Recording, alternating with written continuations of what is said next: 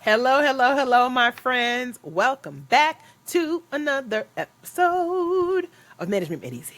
Maria, you like that? Every I every love time, I'm it. It like, was very, very good jingle vibe it on was that. jingle vibes, right? Mm-hmm. Mm-hmm. Listen, today we're confronting the elephant in the boardroom. Entitlement. Or as my Oh, dad would say, entitlement.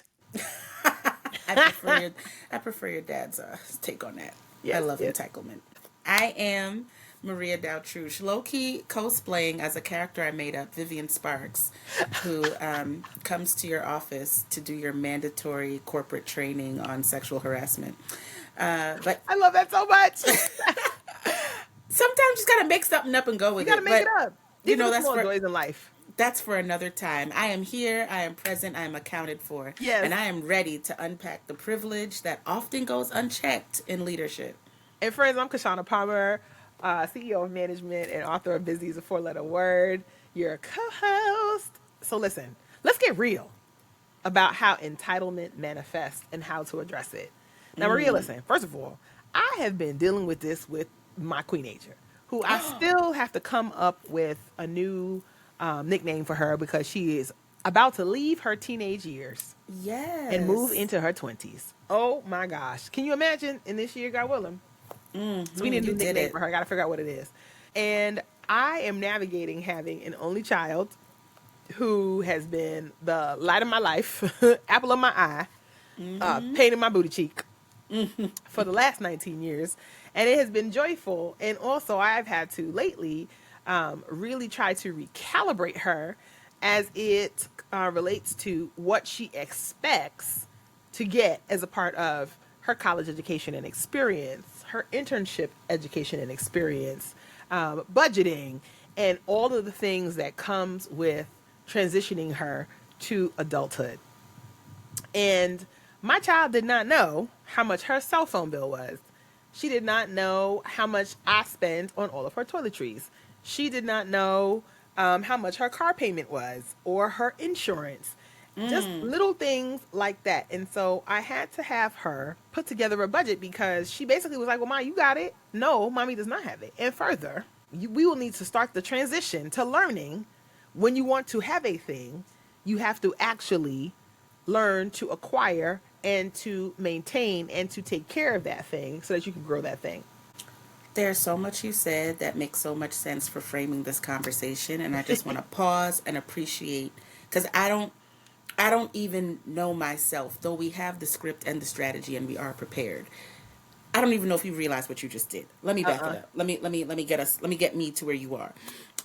One, I love the framing of coming from the personal place about your child because there are so many transferable applications, Yes. right, to what we see in leadership in the workplace. So thank you for offering that up as a place for us to jump off from. Two, there was a word you used, and I love me some alliteration. So Yes. while we're talking about entitlement, there was a word you used about your daughter's expectations. And I Hmm. think that's a lot of where the entitlement is rooted Yes. in. People trying to withdraw from the bank of their expectations and finding insufficient funds. Whoop. Talk about it. So Talk they're about trying it. to make this withdrawal. Well, I thought Oh. or I was expecting, I was under the impression, I had assumed, I was holding this vision in my imagination of what this Talk would about be it. like. So that expectation is key. And I think what I will do to kind of take those two elements of you coming from this personal story and expectations and really flip it and reverse it, maybe ask the question about what you thought you were doing as the parent low these many years that would lead your daughter to the expectation that you would take care of it, even though, because I know your daughter, even though I know she knows at one point as an adult I will have to take care of it. Correct. She does know. Right, right. So I think I just tried to make the way easy for her because I had to figure so many things out on my own. And because my parents were working, right? And because my parents are immigrants and because they have a very different mentality and generationally they're different. And I'm a latchkey kid, right? So most Gen Xers are. So there's a different way that I came into understanding responsibility, and it was mostly trial by fire. And I made so many mistakes that had like long lasting consequences because I was just figuring stuff out. And I did not want that to be her story. And because I'm one of those parents that believe that like we didn't ask the children didn't ask to be here. I don't think their life has to be cushy. But I do think that if I am able to provide space for them to explore, to be curious, to fail, to have a little bit of a bouncy house experience as they're figuring life out, I want to be able to do that. And I think what I didn't do early enough on was to really kind of pull the curtain back, because I still come from the generation that a child's place is a child's place. So there was no explanation that needed to happen. And I think that you see that not just at home, depending on how you were brought up and then how you're choosing to bring up the young people in your care, right? But we also see that at work. If we came into a work environment where nobody giving us no explanation, okay? They weren't, figure it out was basically what it was, or decisions were made without context, or things just appeared. I was talking to a girlfriend of mine who is in a startup environment now, and she is struggling because she came from a very structured, very legacy storied institution, and then she goes into this startup environment, and she's like, they want me to make all the SOPs. They want me to order the pencils. Like, I'm just trying to figure out how to do all this stuff, and I'm not used to this stuff, because she had an expectation that as she advanced in her career, that things would get easier, and was unaware coming into a different type of environment that what she would be afforded in terms of resources would be completely different. And so she is under rehearsed in creating these resources. I love that word, under rehearsed. Let's use that more often. Yes, I like that word. Okay. Yeah, I mean, I'm thinking of two things at the same time, which might be the same thing. I'm thinking of when someone almost forced me to read Michelle Obama's book, Becoming, and this point that I'm landing on, which is connected. So, because I want to pull away from like spotlight on you and your child, because you're an excellent mother, and I know it will all work out. Is Michelle Obama in that book says she was very clear and aware that she was not raising children, she was raising adults. That her job was to get her children to adulthood, and she put them out into the world and kind of, relate to them differently, but they would themselves be relating to the world differently too. That's that right. She had to make sure that when that moment came, she had done all she could to make these young emerging adults possible. That's right. That they weren't just be grown kids, they'd be young emerging adults. And so when I think about entitlement and management, so much of what you're saying is like, oh, I can see how that could happen. If you don't know how the sausage is made and then you're expected to make the sausage, if you've been told what to do without ever being offered an explanation of why, if you've never been given space to make mistakes, experience failure, low risk environments, right, to build up your tolerance for it, and now you feel like everything's on your shoulders, you're accountable for everything, and it's not working out. I can see how you're now in the workplace, with your unchecked privilege and lack of diverse perspectives in leadership, and basically throwing a tantrum. Yep. Basically making it a difficult, challenging environment for everyone else, because you're a toddler in this, expected to function like an adult. Yes. And so I'm very curious and maybe a little off script, but just want to like dig in a little bit into how many people in management hearing this. I wonder if you're hearing the invitation, and if not, let me explicitly offer it. You're invited to do more than just extract labor from your team. Woo! You are invited to develop leaders. And that's a different bucket of work. If all you think being a manager is I got to manage what they're doing so I can get what I need from them, versus I've got to manage the environment that would make it most conducive for them to develop their own leadership. The invitation's there. Absolutely there. And I think that oftentimes we don't see it as an invitation, we see it as a burden. And it could be. It could be. I love that word burden, because it is not inherently terrible. It isn't. It isn't. Having that weight, because the other side of burden is duty, right? So having that weight that responsibility, that needing to be accountable to things. I think all of those things go together. And so, how does entitlement show up in the work environment, particularly for managers and teams, when it comes to what I would say production, right? Because I think a lot of folks are like, did you produce? And we're like, are we widgets and what's it? That the answer is we do treat our teams like widgets and what's it. And so entitlement can look like lots of things. Like, I'm a terrible boss, okay? Terrible manager. I suck. Just to be very clear. This is an Who example. are you This is speaking not in me the real first life. person? No. Oh, I'm like, I, wait, the person what? in the world. And I expect my team members to have unwavering loyalty without reciprocation. I'm reminded of The Devil Wears Prada. Miranda Priestley was a bear, right? Like, she was, hell on wheels. She would cut you off in a second. She had no real regard for your feelings or your work or your life, but she expected you to be 150% loyal to whatever it is she was working on or doing. And she definitely believed her way was the only way. Yes. Also, a fantastic film. Because now I want to go back on something I said earlier. Because, yes, we can totally look at that film and see Miranda Priestley's character as, no one's checking her. She's just out here. People are bowing to her and the position she has. And I'm thinking a little later on in the film where there's that moment where Andy kind of feels like she's protecting Miranda. But Miranda's like, baby girl, Yes. I saw what was going on. And it made me think of things that are not in the film, right? It made me think of Yep. Miranda Priestley, a woman in an industry that we're told caters to women, but we can tell because her boss is a man, is actually, being run by men, making decisions about where they'll put these little women over time. Yep. And how her life is falling apart, divorce, her kids don't really get to spend time with her. And this entitlement could not only be this unchecked privilege, right? But also maybe a little acting out from some unhealed, unprocessed trauma that has been normalized as paying your dues to get there. Whoa. Right? Because it's easy to be like, oh my gosh, all Miranda needed was one person to just check her. But like, what we didn't know till the later on in the film is the whole time Miranda was about to lose that job. The whole time. She had to do a little wheeling and dealing. She had to play some people. There was collateral damage. Woo. But yes, she 100% did expect that the people reporting to her would just do what she said without question and without complaint and with a spirit of gratitude. And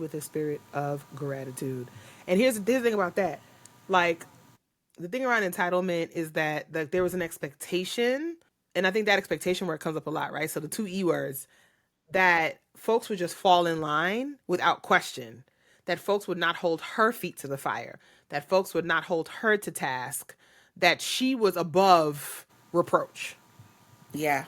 And I think we see that a lot in environments that are sort of like high stakes, right? And so those can be anything from in the social sector, if we're thinking about fundraisers who have big goals that they have to bring in. And so people put up with their stinky attitudes. They put up with them being terrible managers. They put up with them being absent in order for them to, because they meet and exceed these goals.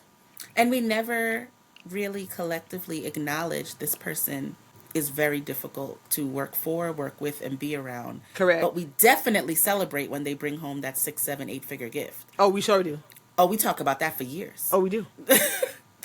That is all we know about this person until you get the like, well, actually no one really wants to work on that project with that person, but they get it done though. And so instead of naming that and working with that and helping that person contribute to the team in a way that is more healthy, right? We instead start building these toxic, that person's toxicity becomes the foundation on which we now have a toxic environment so that folks are tiptoeing around, not really approaching. How does that person who's able to close those gifts ever teach somebody else how to do that? I have no idea. if people are tiptoeing around their personality, if nobody wants to deal with them, if they're always too busy to do anything, if they never have time. I've had a lot of leaders talk to me about the fact that, Kashana, I just don't have time to have these check-ins. I just don't have time. I just don't have time. And then they expect their team members to make time space for their last minute requests, or they expect their team members or their leadership to be understanding. And let's go one step further, because we're talking about like sort of those expectations. Depending on the way you were educated and depending on the way you identify in the world, you come into the workplace with some things of entitlement. The world was not made for everybody. We would like to think it was, but it was not. No, say more about that, please. Well, I think that number one, if even we look at leadership in general, most leadership books, frameworks, experts, etc., are white cis men, right? And so already we're operating from a paradigm that was not designed for me, who identifies as a Black woman. And then there's some of us who went to certain types of schools, whether we went to Ivy League institutions or we went to private school our whole life, or we were in social or civic organizations that kind of opened up a different network for us, whether we played a particular type of sport that you really can only play when you have a particular socioeconomic status. You bring those personal experiences into the workplace in the way you show up for your team, for your peers, and for the folks who are in leadership who are above you in the organization. And we have an expectation that how we grew up must be how everybody grew up. And it's not. Absolutely not. And so I think that like how we think about all of those sort of other pieces, that's the class, that's socioeconomics, that's identity, has such an impact on teams. And I think that if you're an entitled leader, first of all, your team knows and they can't stand you. You're not hiding You're from not anyone. hiding like you think you are. And then you move away from team members who are showing up powerfully because they believe both in their work, they believe that you see them and hear them, you have their back as their leader, and they believe that the work that they're doing contributes to a larger goal within your company or organization. Instead, you create these like toxic environments, which I want to tell y'all, friends, you stifle innovation and employee engagement. Okay. Folks just start dialing it in. And it just leads to high turnover, low morale, cultures of fear rather than collaboration. Everyone's worried about speaking up for fear of retaliation or some type of exclusion. No one wants to work like that. Nobody wants to work like that. And like, so let's talk, can we talk about toxic environments for a second as we think about entitlement? What are some of the things that you have seen, observed, participated in, ran away from? I have lots. For example, I had a CEO who would introduce everybody else on the executive team, and he would espouse their resume and their background and their accolades, et cetera, as part of introduction. And then he would turn to me and go, okay, Kashana, go ahead and introduce yourself. Oh. Right. That's odd. Right. And so it created this weird, like, fracture between him and I, between the rest of the executive team and me, because I looked at them sideways. They looked at me like, why he doesn't do that? Like, there was like this unspoken undercurrent of we are not the same. And that showed up in how people questioned my work, or if they doubled back behind me to say, well, I don't know, let's check in with this person first. Well, nobody's doing that to your job, for your work, for your work product. We're not doing that. Wow. And so I wasn't as excited to engage with them. I didn't want to hang out. I didn't want to go on the retreat trips. I didn't want to hang out at nighttime when we had to be forced to be in community together, because it felt like it was a mess. I definitely was set apart, and not in a good way. What kind of things have you experienced? Because that was terrible. Well, I'm going to share something a little provocative and maybe controversial. Woo! If that's okay. Wearing my Vivian scarf from Come on, Vivian. mandatory training. So we have been through a moment here historically. I do not want to take lightly the past 5 years as a pivotal period of time, parenthetical period of time, in a long arc of the struggle for justice, particularly for Black people. And I identify as, and I am a Black woman, and so specifically from 2020 to about 2022, there were some very specific, interesting things happening with the hiring and promotion of Black women in response to just racial injustice that was not new, but being highlighted and amplified in a specific way, Yep. coinciding with the global pandemic. Right. This entitlement, it works in all ways. Entitlement does not discriminate, is what I'm It saying. doesn't. It doesn't. And I witnessed some very interesting behaviors that to me indicate some very fascinating beliefs espoused by Black women who had been promoted to leadership. Ooh, I'm listening. Yes, you're dialed in now. I can feel I'm it, listening. Kashana. I'm listening. And I think this is what makes it not so black and white. This is what makes you really have to sit and and wrestle with entitlement, because it's not just cis, able-bodied, affluent white men who've been educated in institutions of higher learning that are imposing their entitled beliefs on us. Entitlement can show up in any. It's about that expectation you have for how this will work out. Or how it should be for you and for others.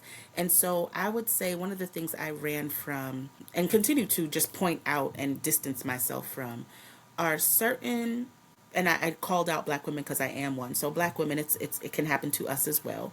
Black women who are promoted to leadership, not because they were Black and women, because they were qualified, but they hadn't been given a chance before. And here was this opportunity Yep. to do some more noticeable actions of equity. You know, these Black women were being promoted quickly and Yep. and in a lot of number. And to be fair, here we are 5 years later and 109,000 Black women have lost their jobs. So Woo. this was all performative and for optics to begin with. And But I felt like it was going to be, and I am so aggravated at myself, to be honest, that I did not, and I'm not like trying to blame myself, but like I did not do a better job of inculcating myself from that, because I was so clear that was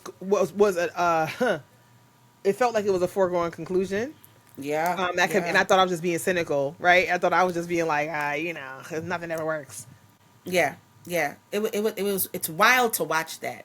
And within it, it was wild to witness it still to this day. What was happening was there were some Black, I knew a few people, maybe a handful, I'm thinking now specifically 3, who they were qualified for the work they were doing. They were competent. And maybe, I don't know them well enough individually to say this was really what was happening. But I think that expectation is not only of ourselves, but of what we think leadership is, what we Yep. think management has to be. And so perhaps there's a universe in which they were performing the leadership style they thought would be respected. And perhaps that wasn't their authentic selves.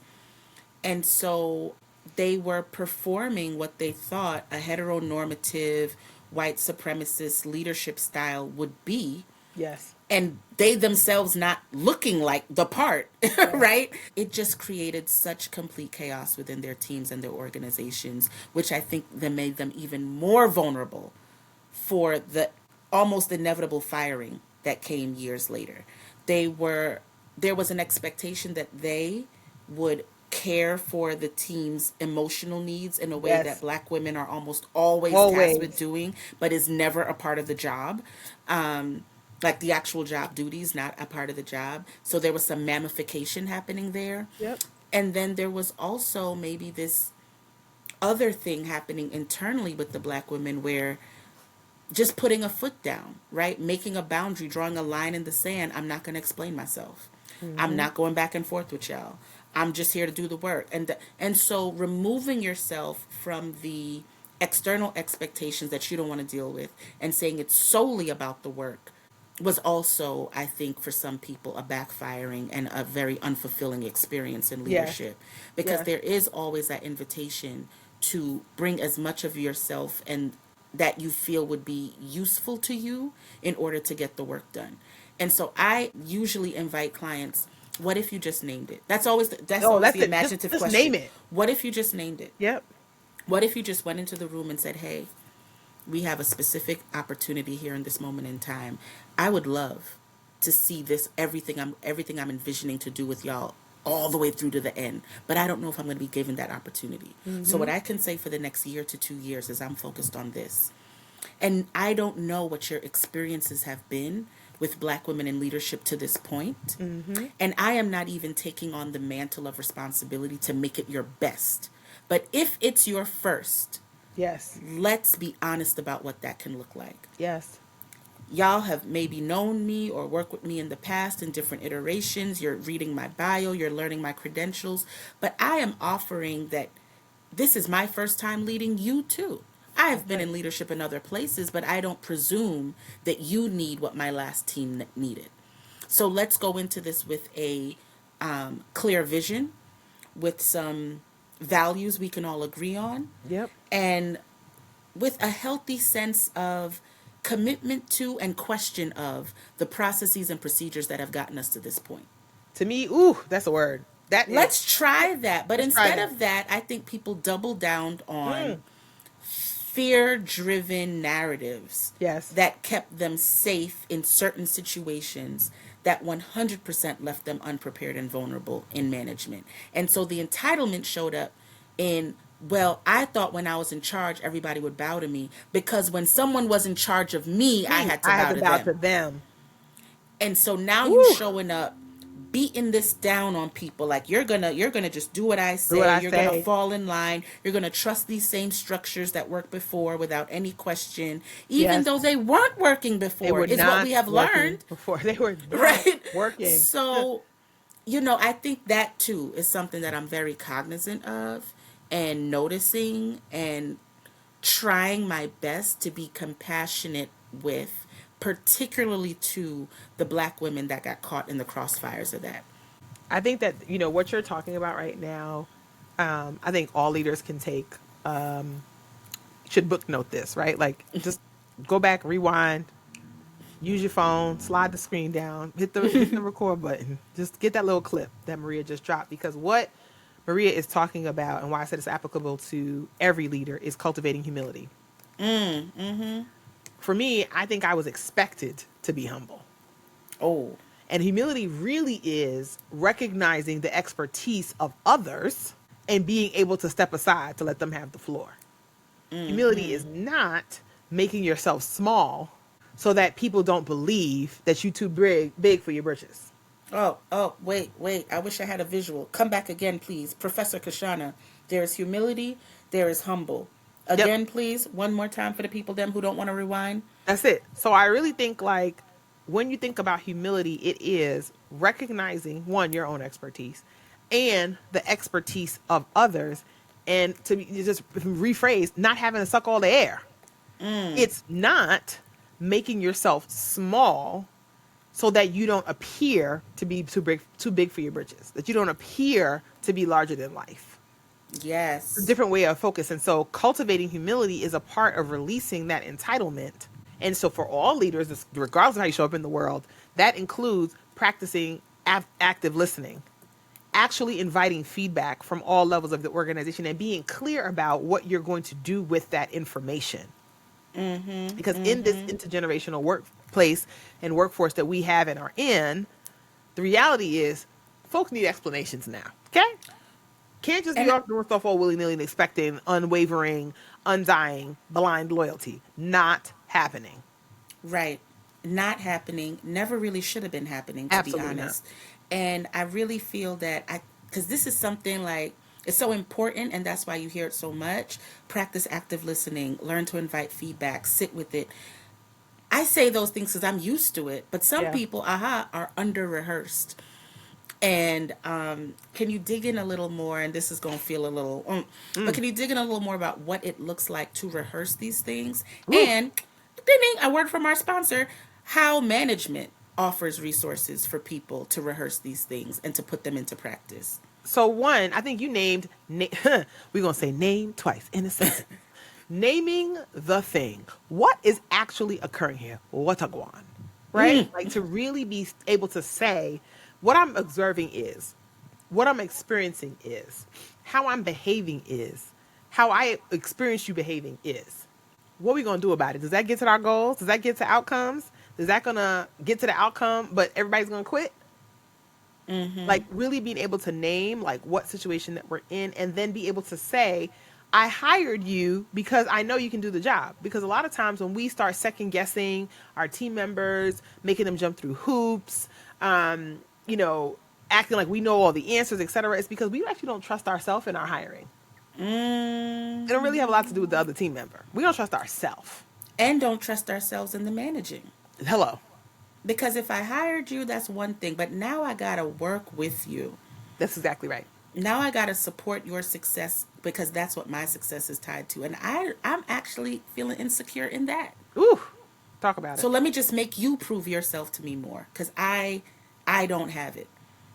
Talk about it. Entitlement is a lack feature. It's a lack. It's a lack. It's a lack. And it shows up in so many different places. I'm curious, like, when folks are going to be listening to this, what they think about when they think about entitlement at work, right? I think everything from, some folks will say, generationally, it's about, like, when folks are like, I am in the interview and I'm asking about upper mobility. I used to bristle at that. Now I don't anymore because the reality is we should be taking the time to have career ladders for team members, both potential and current team members, so folks understand what does life look like. Because if we're expecting loyalty, right, which in this day and age, I'm not sure why we really do. We have to actually earn that. But if we're expecting loyalty, are we creating opportunities for folks to be able to double click on loyalty, to be able to put another deposit into their loyalty piggy bank? Are we actually doing those things? And the reality is, for many of us, we are not. And so we get upset when we have potential employees who are like, okay, well, what was the last person that got promoted? Well, what does that look like? Well, how do I move up in this thing? And at first you're like, you didn't even get the job yet. Definitely have been in the past. I felt that way. Now I'm like, well, thank you for asking. Here's actually how we think about those things. Here's actually our practice about how we get to those results, because we respect people's expertise and we expect people to continue to learn and continue to grow. And here are the ways that we provide space for you to be able to do so. That, to me, removes that sting of entitlement. Right. And it does come back to the humility, because that an answer steeped in humility to that could also look like, we haven't thought about that. We really don't know. And I don't want our not knowing and where we are as an organization in that to negatively impact your perception that we couldn't learn. That's right. Maybe you can come here and help us learn that. Maybe there's some data we're not looking at the right way. That's an interdepartmental, project that you might be able to take on with HR in the future. Look at how long have people been here? Where do they go if they leave? How many people do create a ladder for themselves here? And what skills do they need to get there? It may not be a one size fit all. You might not be that type of organization. You mentioned your girlfriend working at a startup. Startup energy is very different from places where you can be clear about the ladder, because there are rungs and there are, but even being able to answer what makes growth true. So just because you have a talented team and your community has a need and there is a demand does not mean you have the supply to meet it. It doesn't mean that you can sustain a salary that someone would need to take on a promoted job. So exactly. I think being open to the question is also part of that active listening you were talking to, because it removes the self-centering that entitlement requires. It says, this is actually not about me, but this is about my contribution to the answer we're seeking. Because the answer's at the center. So good. So good. So good. Ooh, that's so good. And I think that to me is where that sort of like continuous learning comes in, creating a culture of curiosity. Part of how you remove that entitlement is so that it's not, all the answers are not baked. It's not my way or the highway. When we say that we're a learning organization, that really means that we have opportunities to be curious. Are you a curious manager? Are you a curious leader? You might be exhausted because the curiosity has killed your cat. Oh, nope. That could go a lot of ways. It sure could. Woo, hold on. Wait a minute. Add that to something else. Oh, don't lose it. Don't lose it. You could take that to Bible study and do something with it. I cannot. You could, Kashana. You could. The Bible study. Your curiosity has killed your cat. Come on back to Christ. Oh, you can take it somewhere. Let's get back. I'm sorry. I do this. I take us away, but I'm bringing us back. So I think that ultimately, as a manager, checking your entitlement isn't a one-time task. I think that we each have to be present to ourselves about what is it we expect people to actually do or not do. What do we expect from people? And how does that show up? I think all of those things are critical if we are to be thinking about how we're able to navigate releasing that entitlement and having an ongoing commitment to being an equitable leader. 100%. Because if you do that, I speak for myself as someone who doesn't mind. I love being led. I love having a manager, a supervisor, and I don't mind when someone is able to say, "Hey, other times for whatever reason, you know me, you know this is how I like to lead. In this situation, either because of time restraints, resource restraints, or just because I'm going so deeply with my gut." It's coming down, and y'all need to just fall in line for this and trust me on this. You can Yep. build the trust Yep. that makes leveraging your role as the leader functional, right? But it's not functional if all you're doing is hitting people over the head with your title. Exactly. So I think this was fantastic, Kashana. I'm very excited. I have something to take to Bible study next week. Come on. Plus, I think there's just a lot here about the multiplying layers of entitlement. There are a lot of ways to look at it. But I definitely hope that people heard you loud and clear on like that one actionable thing they can do is think about how to practice humility and build within their organization. So 1+1, one plus the other thing, and Yeah. build in your organization a culture of curiosity. What does that look Absolutely. like? Think about it. Talk about it at the next staff meeting. Woo! I love that. Come on. And look, and then we got to circle back on our next episode. What are we gonna be talking about, Maria? Because I feel like folks are like, oh, y'all are giving me these heavy hitters. What do we do with all this stuff? The next episode is going to be like, you know what? I want you to bring your cousins to the Bring next your episode. cousins to the next episode. This is going to be a good conversation for the family reunion coming up at the end of the year. Absolutely. In addition to annual review time at your job. The next episode, we're going to explore the mindset of, quote, if I had to do it, why can't you? Question Woo! mark, end quote. And you know what it's time for? It's time for that mindset to retire. Okay? Woo. Somebody's gonna say, "Oh, y'all are getting too into it." Yes, we're moving from entitlement to if I had to do it, why can't you do it? We are going to release ourselves from this mentality, y'all, and so that's what we're going to talk about on our next episode. If you are interested in management coming in to help you think through and actually put an actionable plan in place on how to release entitlement and stagnation and gosh, and all of this, and first of all, that leads into attrition and all the other things from your organization so that you have healthy, thriving teams, so that you are meeting and exceeding your goals, so that you actually have a healthy, active culture of folks who are excited to live powerfully and to lean into their skills, talents, and gifts powerfully. Then you got to call us in, okay? Yep, we come where we're invited. We come where we're invited for your next retreat, strategic planning, for coaching. We are here to ensure that you live well so that you can lead well and that you are not just meeting and exceeding goals, but you are doing that from a position of strength, power, and wellness. Yes. You like that? Snaps on that. Oh my God. Y'all better reach out. And in the meantime, you can just, miss us.